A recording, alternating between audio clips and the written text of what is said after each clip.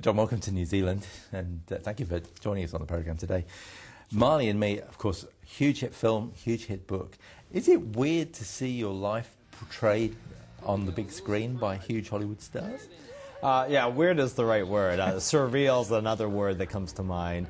Yes, it was really a wonderful experience, but also an out-of-body experience.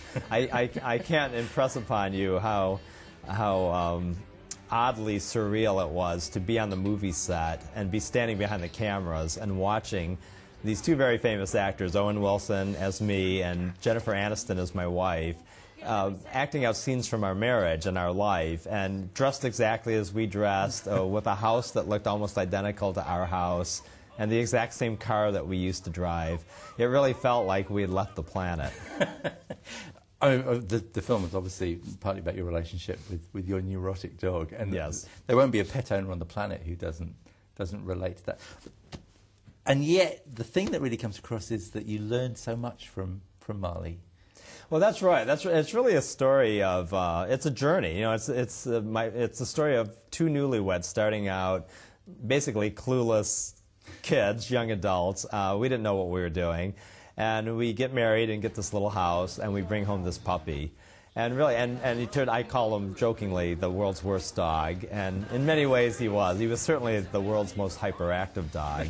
And, you know, he challenged us, and we were, you know, he made us grow up in a hurry, and he was either going to break our spirit or we were going to figure it out. And because of the challenge that this big, crazy, neurotic dog brought into our lives, we did learn lessons. We learned about patience and commitment, and we learned that, you know, loved ones are forever. You don't turn them back in like you would a used appliance.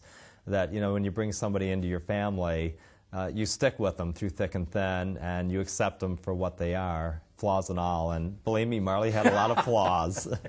That's a huge lesson to learn, though, isn't it? I mean, especially for young people starting out. I mean, I think Marley taught us some really important things before we had children. And then when kids came along, and nobody's perfect, kids aren't perfect, and we had struggles and times where life wasn't all that easy, we had a perspective on it, and I think it's just was a really valuable thing for us. And I think we were better parents and a better couple because of it. Which sort of brings us on to your new book, The Longest Trip Home. Yes. Which sort of expands a bit out from the original Marley story. We go back to your early childhood. You were a bit of a tyke, as they might say. I was. You know, it's funny. I grew up in Detroit, in the U.S. auto capital, in the 1960s and then into the 70s as a teenager. And like all the kids in the neighborhood, we were all Catholic. We all grew up around this Catholic church and school where we went. And all the dads worked in the auto industry, and all the families were Catholics. All the kids went to the Catholic school. But my parents, above all the others, were by far the most devout, really traditional, zealous Catholics. They just loved their Catholic faith. They were very warm and loving parents. We had a very happy childhood, but there was always this expectation that the children would follow in their footsteps. And my parents took that mission very seriously. And then meanwhile, as growing up, trying to be the good Catholic son, the more I tried, the more I sort of famously went awry and sort of steered off in other directions. I think all kids who grow up to be journalists, from a young age, they question, you know, that's what journalists do.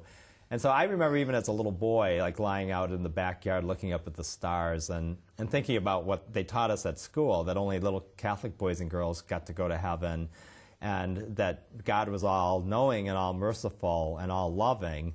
And I remember thinking, like, that just doesn't make sense. If God really is all-loving and all-merciful, would he really single out only one group of children for eternal salvation?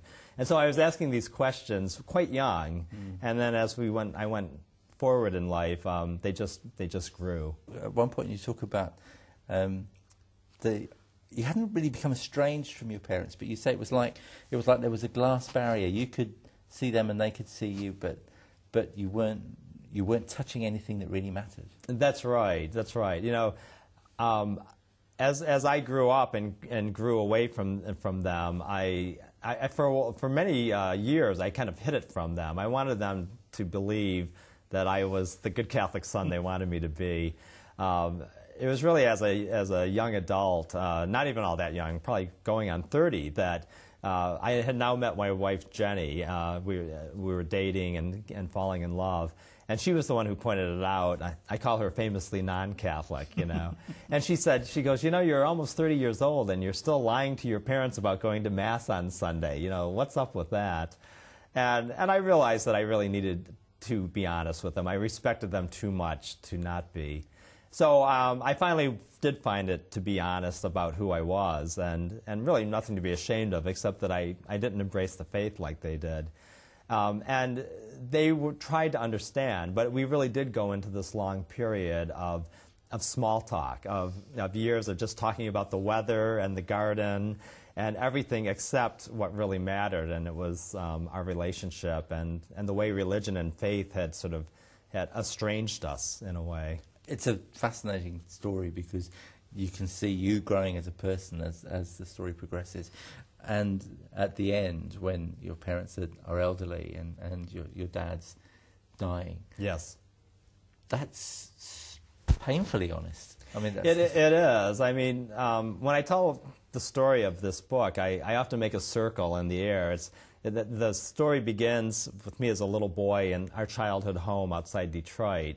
And 40-some years later, it's right back in the childhood home. I'm now a middle-aged man with 3 children of my own. My parents are in their late 80s and failing. And I make that trip home to finally fix what I knew had been broken for many years, and to say those things I wanted to say to my parents, and to let them know how much I loved them and respected them and their beliefs, but also how important it was for me to be true to myself. And they were wonderful about it. Yes, I think that what comes across is at the end, they saw where you were coming from. They did, and they respected it and respected me, and there was just a lot of love there. And I can say that's the greatest gift of my life, was that 3 days that I spent with them. And just a very few weeks after that, I was back home again to say goodbye to my father for the final time. Well, it's a lovely pair of books. You've produced Tears and Laughter in equal quantity in our house, and I'm sure you will in many more. Thank you very much. Thank you so much. It's been great.